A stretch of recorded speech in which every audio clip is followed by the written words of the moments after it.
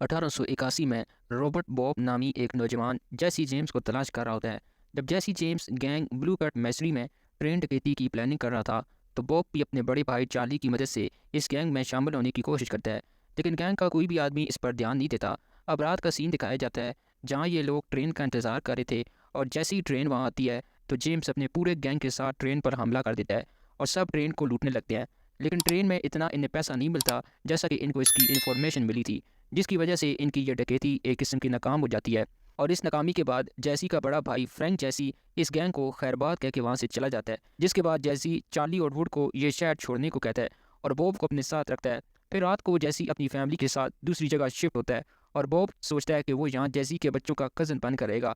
लेकिन जैसी अगले दिन बॉब को इसके घर भेज देता है और इसके घर में हम बॉब के भाई चार्ली और जैसी के कज़न डक को देखते हैं। ये घर सभी गैंग मेंबर इस्तेमाल करते थे। फिर बॉब अपने कमरे में जाता है। अगले दिन डक बॉब के सामने ये इंकशाफ करता है कि वो जेम्स गैंग के एक और मेंबर जिम कंस के साथ मिली भगत करके जैसी को इनाम के बदले मारना चाहता है। फिर अगले सीन में हम डक को वुड के साथ इसके घर जाते हुए देखते हैं, जहाँ वुड डक को अपनी सौतेली माँ से दूर रहने का कहता है। लेकिन डक इसकी माँ के साथ फ्लर्ट करने लगता है, जिसके बारे में जानने के बाद वुड डक को मारने पहुंच जाता है।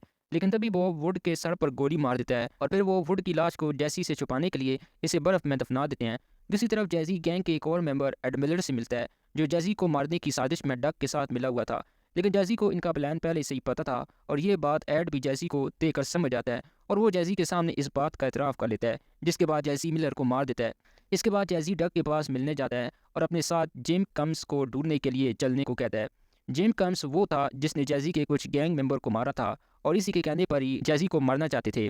जब डक जैसे ही जेम्स का नाम सुनता है तो वो घबरा जाता है, लेकिन जैसी को जेम्स अपने घर में नहीं मिलता। अब रात को जैसी चार्ली के घर खाना खाने के लिए आता है और सब ऐसा दिखा रहे थे जैसे कुछ हुआ ही नहीं।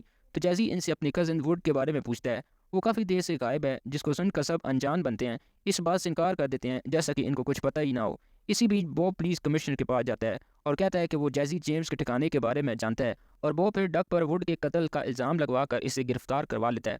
फिर बॉब गवर्नर थॉमस के साथ सौदा करता है जैसी को जिंदा या मुर्दा पकड़वाने का, और इसे इस काम के लिए 10 दिन का वक्त मिलता है। पुलिस जैसी के पीछे इस ट्रेन डकैती की वजह से पीछे पड़ी थी।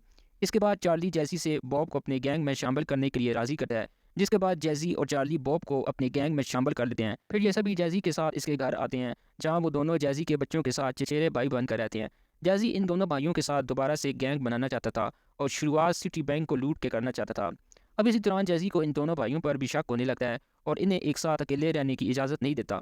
कुछ ही दिन गुजरने के बाद जैसी बॉब को माफ़ी के तौर पर एक गन देता है। फिर 3 अप्रैल 1982 की सुबह जैसी चार्ली और बॉब के साथ डकैती के लिए रवाना होने की तैयारी कर रहे होते हैं कि तभी जैसी को अखबार के जरिए डक की गिरफ्तारी का पता चल जाता है और जैसी को बॉब का प्लान भी समझ जाता है कि वो पुलिस के साथ मिला हुआ है और वो इसे मारना चाहता है। लेकिन जैसी फिर भी अनजान बनते हुए दोनों भाइयों को डकैती के लिए तैयार होने को कहता है। फिर जैसी खिड़की की तरफ आकर अपनी बेटी को देखने लगता है। फिर जैसी अपनी गन उतार कर सोफे पर रखता है और दीवार पर लगी हुई तस्वीर को साफ करने के लिए जाता है।